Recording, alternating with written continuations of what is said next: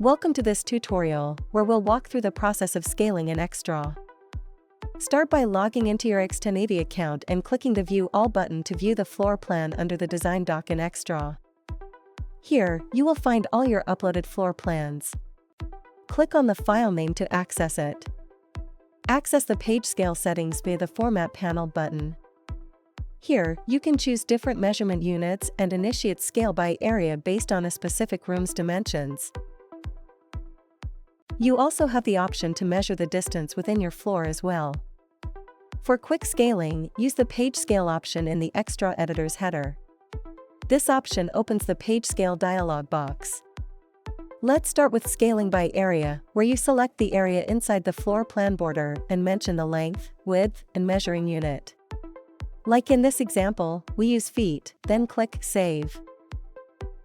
Use the Scale tool to measure areas. For instance, we find that the width is 30 feet.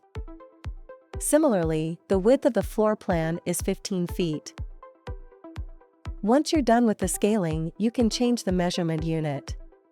This will reflect your already measured area, so you don't have to rescale again in a different unit. That's how you do scaling in Xdraw. Thank you for watching. For more information, please visit xtenavy.com.